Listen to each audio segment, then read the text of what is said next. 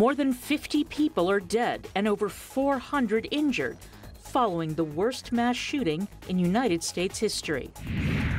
Women are finding it increasingly difficult to break into the technology industry. We'll have a report.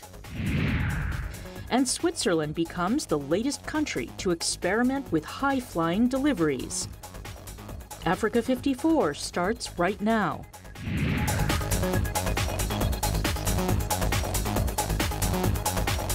Good evening and welcome. I'm Vincent McCory. This is Africa 54.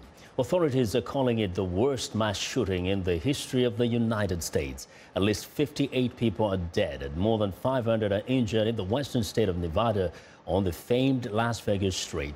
Las Vegas police say a man opened fire on the audience of a country music concert late Sunday night. Police have identified the shooter as Stephen Paddock, a 64-year-old white male from Mesquite, Nevada. The gunman launched his automatic weapons attack on the crowd of 22,000 from his hotel room on the 32nd floor of the Mandalay Bay Casino, located across the street from the outdoor venue. Video showed concertgoers ducking for cover, screaming and running as the repeated shots rang out. Las Vegas Sheriff Joseph Lombardo says SWAT officers breached the door of the shooter's hotel room and found him dead. The sheriff says motive for the massacre is not known at this time, and at an earlier press conference, a federal official debunked a rumor that there was a connection between Paddock and the ISIS terrorist group. The U.S. Department of Homeland Security also says there is no information to indicate a specific credible threat involving other public venues in the country, but additional security may be seen at events and public places. Now, for more on the deadliest mass shooting in American history, let's go to Voice of America producer Ronnie Duncan, who is standing by in Las Vegas via Skype. Now, Ronnie, first describe to us how the mood of the country, of the city is the day or a few hours after this attack. It just happened a few hours ago, Vincent, and when you consider the mere fact that people came to the city to gamble, but now the stakes are higher when lives are on the line. When you mention the biggest mass shooting ever in the history of America, it has touched this city dramatically. People were asking, can I simply go home? This morning, early, around 4 o'clock this morning, Las Vegas time, people were in the lobbies of different hotels across the city trying to get back home because they were so devastated mentally by what had happened. Consider a country music affair, an outdoor concert. You're there to have a good time, and it's the final song by the lead artist. And then all of a sudden, shots start to ring out from the 32nd floor of the Mandalay Bay. People started pointing directly toward where they saw those shots. I talked to many people, and they were simply saying they were frightened for their lives. But this is America. This is the home of the brave, and they want to be brave. And they want to make sure that they can stand up. I want to take a look right now for you and everyone else around the world. As you can see, Las Vegas. Yes, the Strip is not what it was. And as you can see, the Mandalay Bay is right up the street. And up the street that is why you don't see as much traffic. If you've ever been to Las Vegas, you know there's plenty of traffic in the city. Yes, people continue to go around and look and to see what they can do. But the mood is totally different, Vincent. They're frightened, but they're not fearful totally. Now, Ronnie, this it's a huge number of people, especially those who've been injured and now, of course, concerned with how many of them are going to lose their lives. How is the city handling that, the aftermath in terms of dealing with those who've been injured? Everyone has been tremendously helpful to his man, brother, and sister, be it a little boy, a little girl.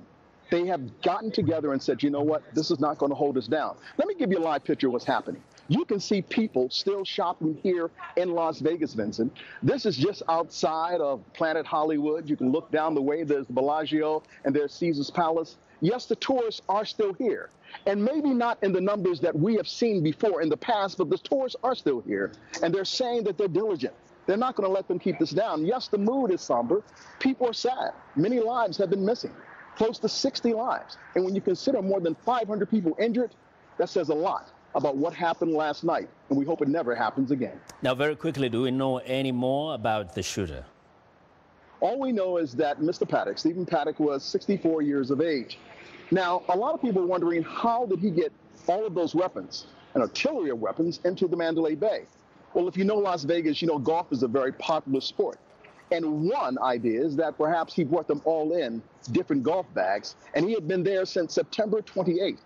So anyone using their common sense would say, maybe this was premeditated. But those are just theories and thoughts. Police are still investigating. This is an ongoing investigation. The governor has spoken out, and the president will be here on Wednesday. As I said before, Las Vegas is a city where they definitely deal with numbers. They hope that the numbers of the deaths don't go up. Ronnie, excellent reporting. Thank you very much. Thank you.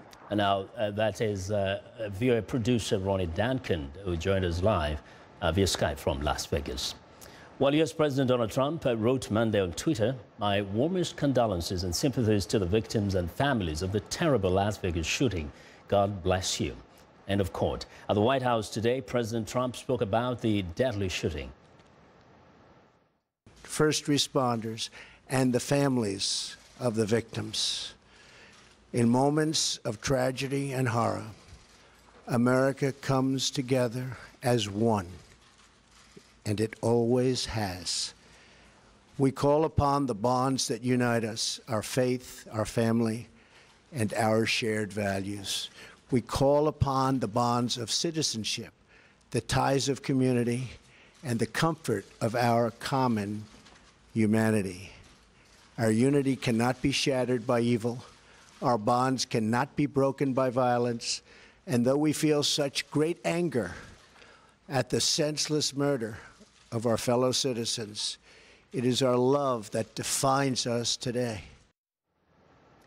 Las Vegas is one of America's most well-known cities, known primarily as an international tourist destination for its entertainment. For more insight on the impact the massacre may have on the city, viewer Stephen Hammond, a native of Las Vegas, joins us live via Skype from the White House. Now, Steve, this is personal to you, right, in some way? Yes, I'm not a native of the city, but I did grow up there. I went to middle school, high school, part of college, and began my broadcasting career in Las Vegas. I have family there. I know the city very well. I'm there every year or two. It is a very vibrant and diverse community. And of course, Las Vegas is really a city for the world, because millions and millions of people visit there every year from all over the world. So they say what happens in Vegas stays in Vegas, but in reality, what happens in Vegas affects every part of the world. And I know you're very passionate about that city. Can you just describe for us the layout of the place where the attack took place and what this might actually mean in the coming days for those who visit? Yes, this occurred. The shooter was in the Mandalay Bay Resort on Las Vegas Boulevard, known as the Strip, and he was looking down from his hotel room on a little concert venue across the street. Not so little, actually. There were about 22,000 people there, and he had a clear shot. Now, what's also remarkable is this hotel is right across the street from McCarran International Airport, and flights were stopped at the airport for a number of hours until they were sure that this incident was totally under control. But this is, as has been said, the largest mass shooting in U.S. history and modern history. It's something that's stunning not only everybody in Las Vegas, the state of Nevada, but around the world, because I think so many people here in the United States and around the world are familiar with Las Vegas, even if they haven't been there. They've seen it in movies and in television shows, so they have an intimate connection with the city. Now, we know that many times when an attack like this happens in any city, there are certain things that could change. Right? It's early to speculate, but do you fear that perhaps this might hold people back from going to Las Vegas? I don't know. People go to Las Vegas because of its many attractions, not only the casino gambling, but the shows, the resorts, the many amenities there. Perhaps it might have a short-term effect, but really this is the type of horrible incident that could have happened anywhere at any time, and Las Vegas has been relatively insulated from this type of violence that we've seen in recent years around the world. I think what might change, I lived in India and also in other countries in Asia, and what you have there is when you check into a hotel, your baggage is screened, and you go through a metal detector as well. So what's being asked here is this man was able to bring into the hotel at least 10 rifles, possibly more weaponry, several hundred rounds of ammunition, and should this be something that we need to prevent in the future from happening? All right, Steve, thank you very much. You're welcome. That's a VOA White House correspondent, Stephen Hammond. Now to East Africa, Kenyan police fired tear gas to disperse protesters in Nairobi and in the western city of Kisumu on Monday. Opposition supporters are calling for officials they blame for last month's botched presidential elections to be sacked. The opposition National Super Alliance called the protests last week to force out the senior officials of the Electoral Board, as well as to oppose plans to change election laws ahead of the October 26th vote. Now, Kenya's Supreme Court last month annulled President Uhuru Kenyatta's August 8th election win, citing irregularities, and ordered the Election Board to organize a new poll within 60 days. The court cleared Kenyatta of any wrongdoing.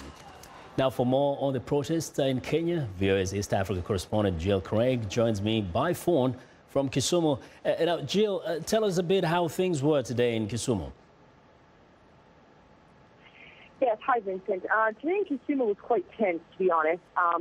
As you mentioned, Mr. Odinga had called for mass action in two of the biggest cities that did have protests, were Nairobi and Kisumu, Kisumu being Mr. Odinga's traditional stronghold. And I can tell you that today, whereas in Nairobi, usually the protests happen in certain areas of the city, so, people may be jammed in traffic for, closer to downtown, but for other areas, for the most part, people can sort of make their way through, and that's barring some of the slums, such as Kibera, which would be an exception. But in Kisumu, I can tell you that today it was very difficult to get anywhere. There were probably, I would say, at least 7 roadblocks that we encountered, and they're all very crude. People bringing, rocks and stones and cement blocks out into the road to prohibit motorists from going by. So in addition to that, there were also people, some people were throwing rocks, some people were demonstrating peacefully, just carrying signs. They were all very, very much opposed to Mr. Chiloba, who's the, as we've mentioned before, he's the CEO of the Electoral Commission here in Kenya, and that is one of Mr. Odinga's biggest demands, is that he be removed from office. So today, protesters were chanting that Chiloba must go, and I can tell you that there was a lot of tear gas that was fired. Yeah. So overall, Kisumu today was a tense place.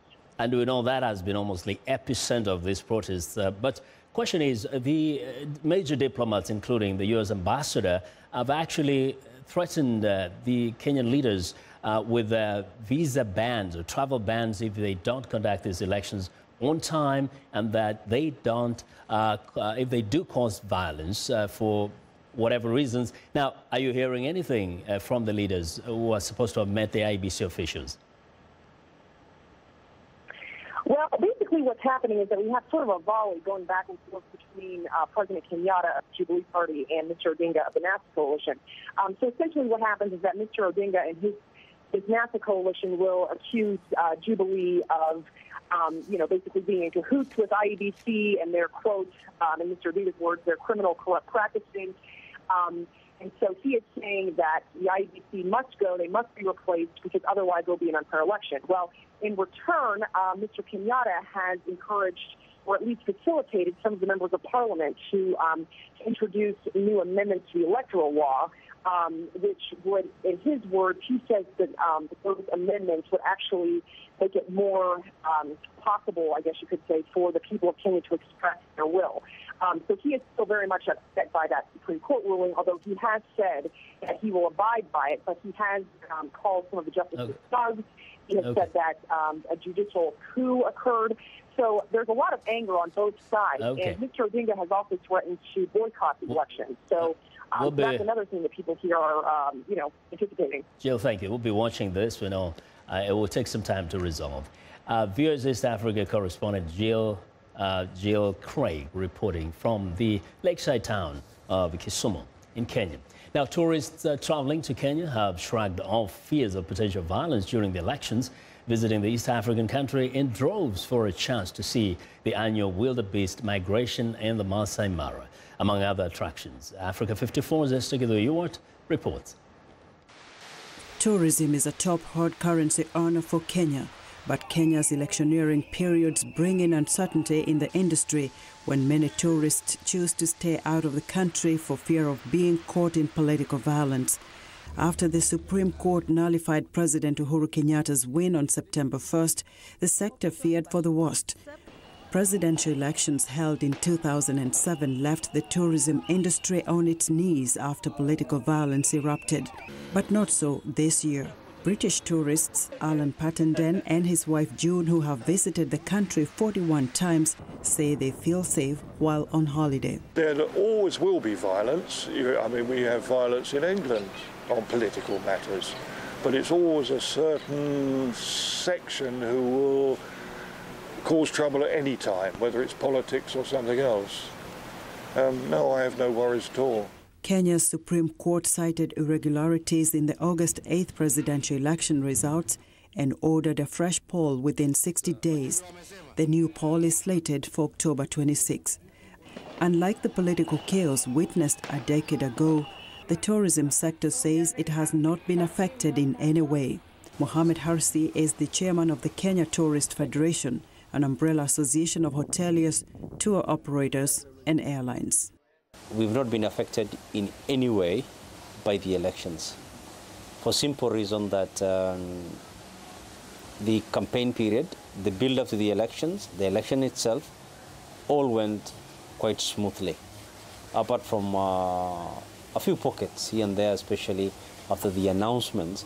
But by and large, even in the international media, there is nothing negative that was really picked out which will have forced anybody to reconsider their visit to Kenya.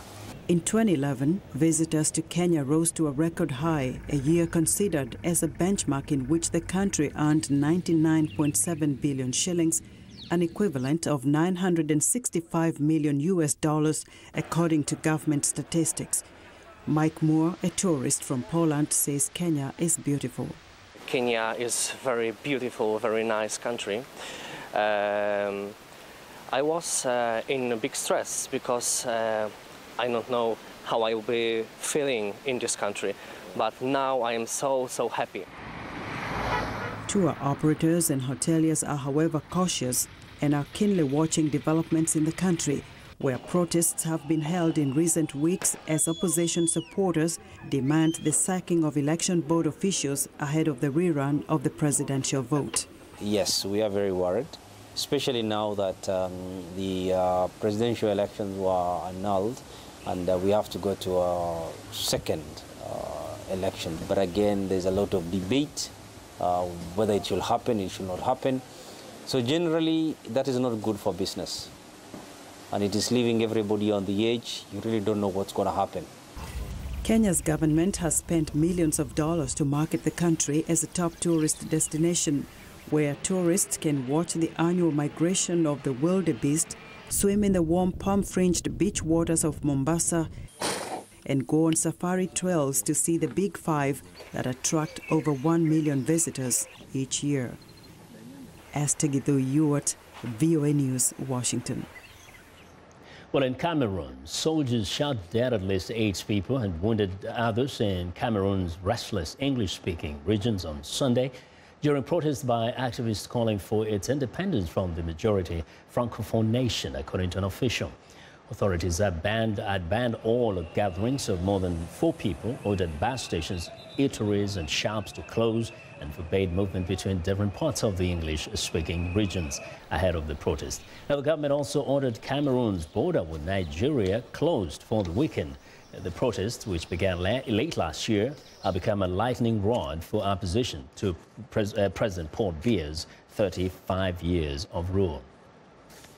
Well, we want to know what you think about Africa 54 and the stories we covered. Join the conversation on Facebook. The address is Africa 54. We're also streaming our show live on Facebook. So check us out and share our show with your friends. And find me on Twitter at VOA Vince McCory. Now, coming up, why are women still struggling to break into the tech industry? Stay with us.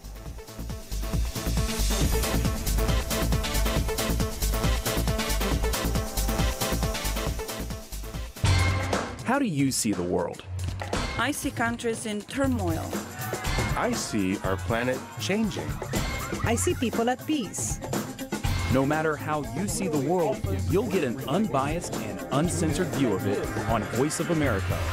On television, radio, online, and mobile. In more than 40 languages all day, every day. Millions of people tune us in. How do I see the world? On Voice of America.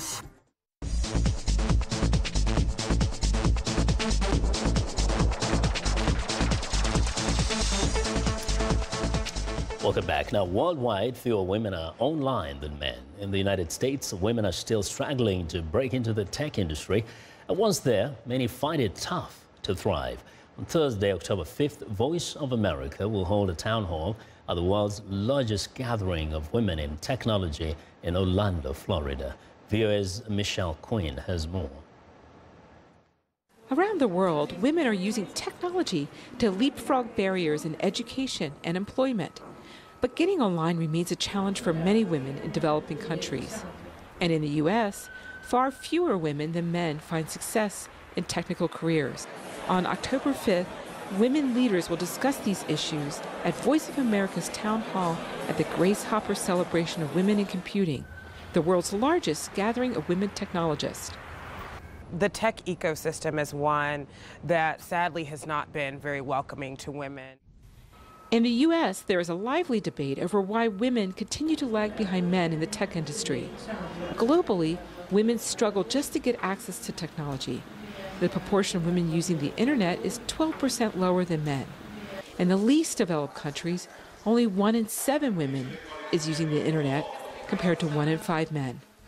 So the digital divide is basically this phenomenon that some people have more access to digital technologies than others or use it more than others, which is actually an unavoidable thing. Every innovation that comes to society doesn't form uniformly from heaven, it diffuses through society, right?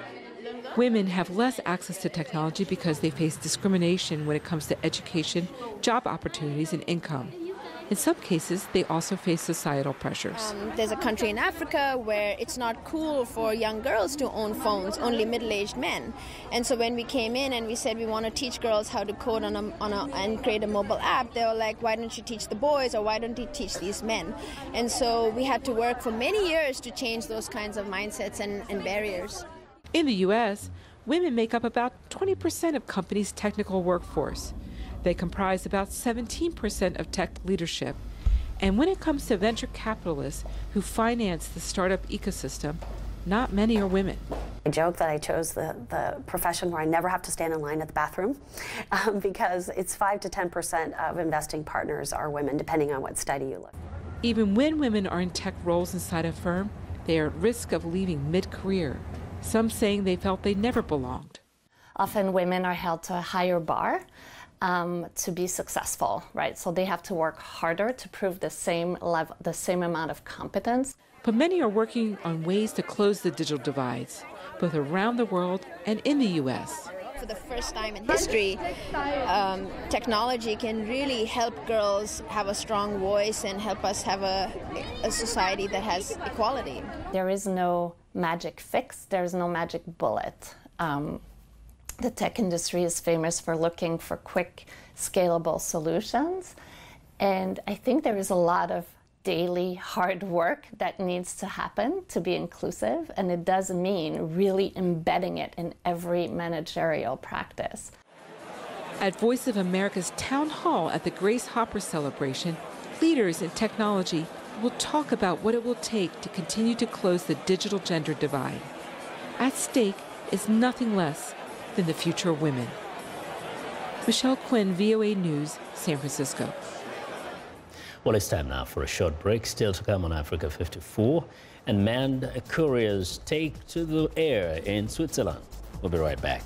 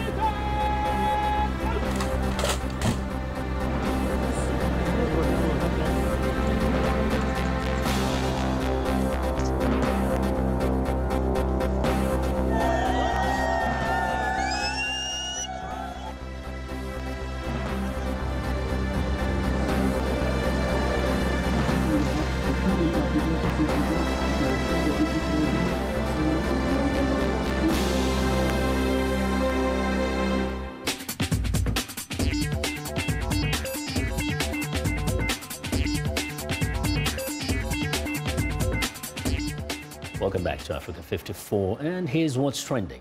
A drone descends from the sky and lands on the roof of a van. A driver takes the item and delivers it to the customer. The delivery items come from a distribution center in the Zurich area and are transported 8 to 16 kilometers to awaiting delivery vans. Now, the van drivers then take the packages to destinations.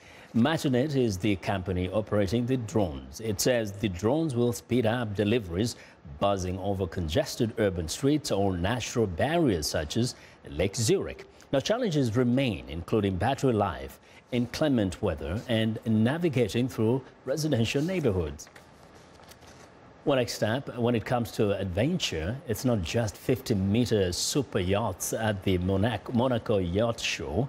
A trend towards exploration is seeing yacht owners investing in amphibious boats and luxury helicopters to ensure no location is out of reach. Now, this iguana boat is able to change its appearance from luxury cruiser to beach driver.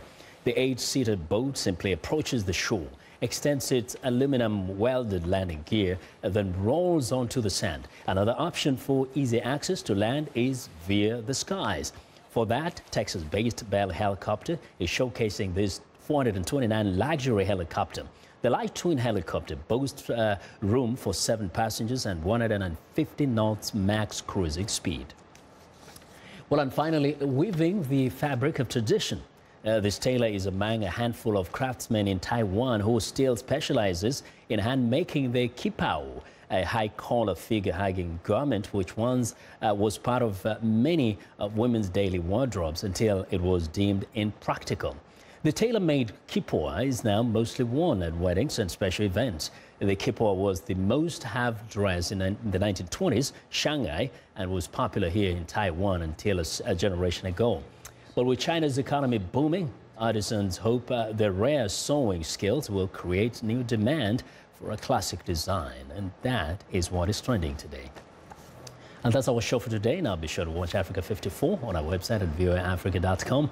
For more news, tune in to VOA's evening radio show Africa News Tonight at 1800 UTC and in the mornings. Today, Break Africa between 0300 and 0600 UTC, Monday through Friday. Thanks for watching from all of us in Washington. Have a good night.